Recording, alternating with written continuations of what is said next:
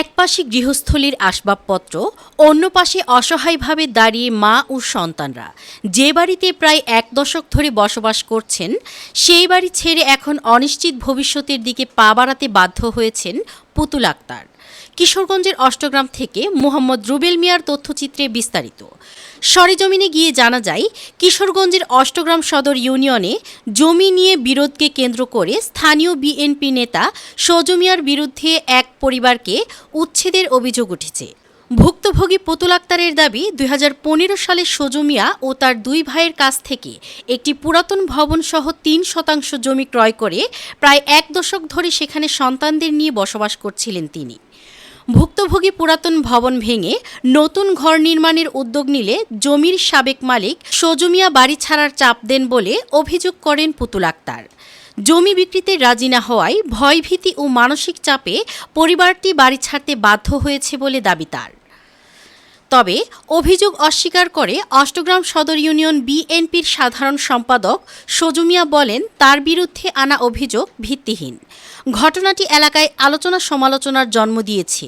স্থানীয়দের দাবি, নিরপেক্ষ তদন্তের মাধ্যমে প্রকৃত ঘটনা উদ্ঘাটন ও ভুক্তভোগী পরিবারের নিরাপত্তা নিশ্চিত করা হোক।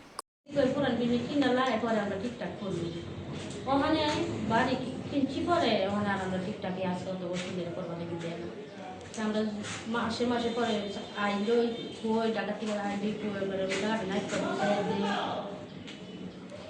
আমরা টাকাটা নাইট বুঝাই দিয়ে আমরা একটু বিভিন্ন একটু বাইরে থেকে আমরা সুন্দর করে তুলি। কোন সময় একটা মহিলা জায়গা কয় যেন আমি একটা তাই আমার কোনো টাকা তাই সময় সময় একটা 2 মাস 3 মাস তাই অনেক বই করে ইডি আশা করতে 10-12 বছর দিলে নাইট দিব না বুঝাইও দিব না। তো আর পানির দরকার দেওয়া যাবো না বিএমপি পাবো, কিন্তু আওয়ামী লীগ আছে এই সময় আমরা দেন বিএমপিও নেই আমার করতেছে বিএমপি আইজই আমরা পানির দরে আমরা আপনার দেওয়া যাবে থাকবে কতদিন থাকবে বাদামি মানুষ কতদিন থাকে বাদামিগিরি সারাই দিন পরশু দিন এই কথা বলতেছে বাদামিগিরি সারাই দিন বাদামিগিরি পেলে হান থাকতে পারতো না এই বাড়ি ছেড়ে যাওয়া লাগবো বাড়ির হানির দরটা দেওয়া যাবো লাগবো হানির দর কোনো বাংলাদেশের মানুষের হানাইতো না কিন্তু আমরা সারা বাংলা মানুষ পাইতো না আমরা সারা কিনতে ব্যস্ত পারতো না মানে আমরা নাইট দিতাম না ঘরও করতে পারতো না আমরা কই আর কি আমরা কিউ হাইব আমরা কিউ হাইব বেঁচে যাওয়া বেঁচে জিজ্ঞাতে আমরা তো আর বাড়ি নেই আমাদের অষ্টম তার আমরা বাড়ি নেই তোমরা তো বড় বাড়ি আছে তোমরা তো সমস্যা নেই আমরা তো থাকতেই আমরা তো মাল সামান আনছি আমরা এটা তো থাকতেই না এসার আর উপায় এই কথা কে বলতেছে এই যে আর সবাই মা ও তোলার কাছে গেলে নাইপা দিবার কথা দিলে তোলা ও মা ও বাই তিনও বাই এগুলো বড় বাই বোটে আমি বিচার দিছি আর মাঠটায় কতদিন বিচার দিছি পরশু যান গিয়েও আমি কতদিন বিচার করতে আমি কইছি তখন তো আমরা সমাধান চাইছিলাম আমরা জায়গাটা মাঠটা দিবার লাগবে মাঠটা দিলে আমরা জায়গাটা এই বিল্ডিং ভাঙ্গিয়া ফালাই দিয়ে আমরা একটু সহায়সমিতিটা করতাম 2 ভাইয়ের রাস্তা দিছি আমরা এই কাগজের মাঝে দলিলের মাঝে লেখা আছে 3 ভাইয়ের 2 ভাইয়ের রাস্তা দিচ্ছি দলিল দেখতে তো আপনারা পাইবেন পরে না দিব না আমরা থেকে যাইতাম আমরা অল্প কটা টেকা দিলে আমরা বিদায় করে দিব আমার এই উত্তর দেওয়া আমার নাম মোহাম্মদ জনি মিয়া। জায়গাটা কিনছিল মোহাম্মদ সজু মিয়া, কিশোরগঞ্জ জেলা অষ্টগ্রাম থানা। উনি বিএনপির সদর ইউনিয়নের সেক্রেটারি। আমার কাছ থেকে বাইরে কিনছে আজকে 10 বছর আগে। উনি নানানভাবে আমাকে অত্যাচার করতেছে 10টা বছর ধরে। এখন আমার বিল্ডিংয়ের অবস্থা খুবই খারাপ, ভিতরে গেলে আপনারা দেখতে পারবেন চতুর্দিকে ভাঙ্গা পড়তেছে। এদিনকে আমি রাত্রে ঘুমাইছি, আমার উপরে এত বড় একটা চাক্কা পড়ছে বিল্ডিং উপরেতে ভাঙ্গা। তারপর আমি খুব অবস্থা খারাপ হয়ে আমি আমার একটা মামারে পাঠাইছি ওনার কাছে যে আমার এই বিল্ডিংটা একটু বুঝাই দেন, মাইপা দেন, আমাকে নতুন করে ভবন করার তৈরি করার চেষ্টা করে দেন। পর না তোর ভবন করতে পারতি না, তোরে বাড়ি মাইপা বুঝাইতাম না, বাড়ি করতেও পারতি না, যা তা ব্যবহার করতেছে। তারপর আমি এখানে সদর ইউনিয়নের সেক্রেটারি সবাইকে জানাইছি বিষয়টা। তারপর জানাই যখন আসতেছি তখন আমি আর আমার ভাই আসতেছি, বলে যে তুই যদি দ্বিতীয় বাড়িতে ঢুকস তোর হাত পা কাইটা ওই যে রাখমু তোর খুঁজ কেউ পাইতো না। উনি যে বলতেছিল সদর ইউনিয়নের সেক্রেটারি বিএনপি সেক্রেটারি সজু মিয়া বলতেছে আমার ভাই আসছিল সাথে। এরপর যদিও করতে চাস আমাকে চাঁদা দিতেইব, 5-7 লাখ টাকা চাঁদা দিতেইব, তারপর কেন বাড়ি করতে পারবি, তারপরে থাকতে পারবি, ওইরকম শান্তি পেতে না তোর রাস্তা নেই। অথচ আমার কাগজে কোনো ভেজাল নাই, আমার রাস্তার কোনো সমস্যা নাই, সব কিছু ওকে আছে। উনি মুখে মুখে শুধু বলে আমার রাস্তা নাই, আমার ওই যাওয়ার রাস্তা নাই, সামনের রাস্তা নেই, কিছুই নেই। কিন্তু আমার কাগজ 100% ওকে আছে, কোনো সমস্যা নাই। যদি আমার কাগজে কোনো রকম ভেজাল থাকে ওরে আমি জায়গা দিয়ে দিব, যদি এরকম প্রমাণ দিতে পারে। আজকে 10 বছর ধরে মনে হয় 10-12টা বিচার এরকম হয়েছে। যখন বিচারটা শুরু হয় ও তাকে যখন রায় দিব বিচারকটা, ও ওই যেদিন রায় দিব এর আগের দিন চলে যাবা, অষ্টম থেকে চলে যাবে, শ্বশুর বাড়িতে চলে যা, নয়তো শালার বাড়িতে চলে যা, তখন আর বিচারকটা রায়টা দিতে পারে না। এইভাবে আজকে 10টা বছর ধরে আমি এইটা নিয়ে ভুগতেছি। এখন ভুগতে ভুগতে এমন এক পর্যায়ে আছে আমার বিল্ডিং যে কোনো সময় আমার মাথায় ভাঙ্গা পড়লে এটার দায়ভার নিবে কে? বা আমি যদি এটা এইভাবে রাইকা আমি ঢাকা চলে যাই, যদি এটার আশেপাশে যদি ওরই বাচ্চা খেলাধুলা করে, ও তো আমার পাশের বাড়িতে, ওর বাচ্চা খেলাধুলা করে, যদি এই বিল্ডিংটা ভেঙে ওর বাচ্চার উপরে পড়লো, তখন তো আমার নামে মামলা দিব।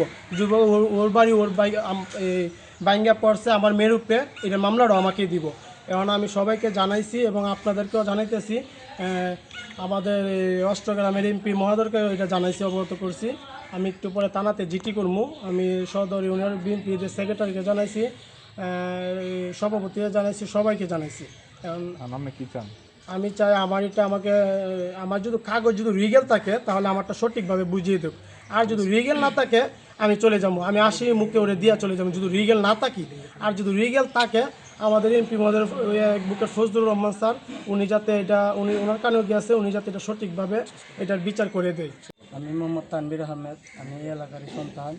বিগত 10 বছর যাবৎ আপনার মোহাম্মদ সুজু মিয়ার কাছ থেকে জনি মিয়া একটা বিল্ডিং কিনছিল। তারপর আপনার অনেক অত্যাচার করতেছে ওনারে অনেক বছর যাবৎ। যখন তার দল কমাতে চাইছে তার অত্যাচার দিন দিন বাড়ছে শুধু। এখন বর্তমানে মানে উনি আমার আঙ্কেল, আমরা যদি আসি এখানে উনি আমাদেরকে মানে ওখানে রেখে আসে যে আইসো না, হ্যাঁ ঝামেলা করে। তারপর ওনার জায়গায় মানে বাইক না রেখে আপনার ওই বাইক রাস্তার মধ্যে রেখে আসতে হয়, বাইক রাখতে দেয় না। পরে আউট যদি কোনো মানুষ আসে তাহলে ওদেরকে মানে ওনারে গালাগালি করে, যাতা অবস্থায় আর কি। ওনার সাথে একবারে দুর্ব্যবহার, ক্ষমতার যত অপব্যবহার আছে মানে সর্বোচ্চ অপব্যবহার আর কি ওনার সাথে করছে আর কি। এটার একটা সুস্থ তদন্ত করে আর কি, এটার একটা সমাধান চাই, এটাই। জমি কিনছে সুযোগ কাছ থেকে আজ 5-7 বছরের উপরে মনে হয়েছে।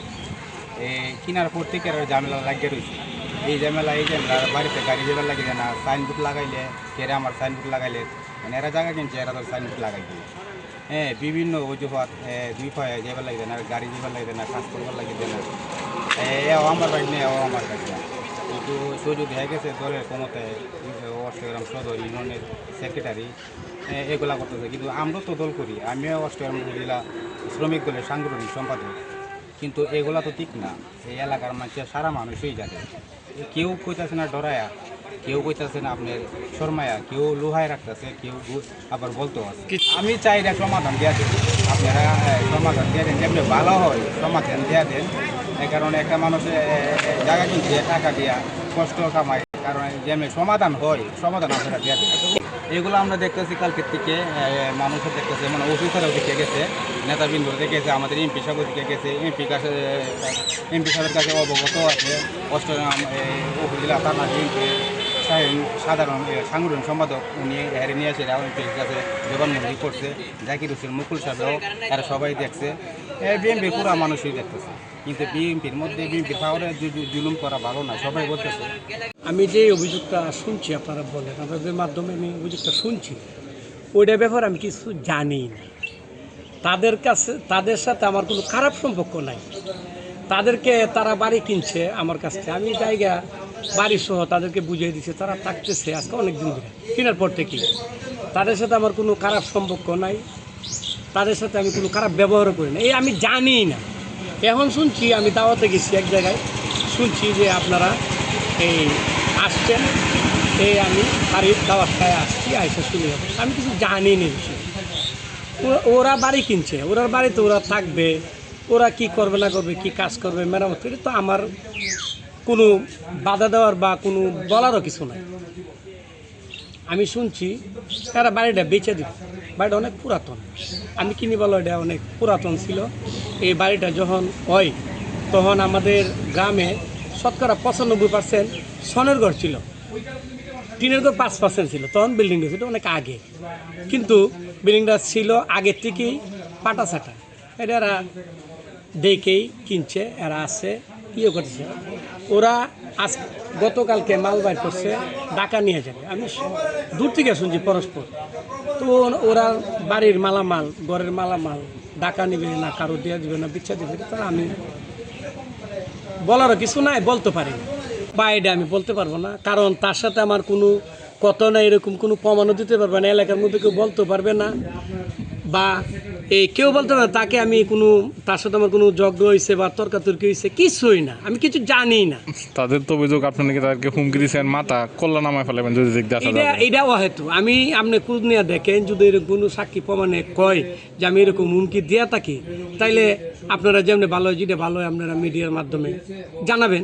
সে তো বলতেছে নিরাপত্তা ভুগতেছে, বাড়িতে যেতে নিরাপত্তা পারে না। ভুগতেছে, শুনে নিরাপত্তা যদি ভুগে, তাইলে মনে করেন আমি কি বলবো বলেন, আমার সম্বন্ধে আপনারা ডাটা নেন, আমি কীরকম ধরনের লোক, আমি কীরকম মানুষ, আমি এরকম। তো আমি তো একজনে যদি অভিযোগ দেয়, তাহলে আমার তো বলার কিছু নাই।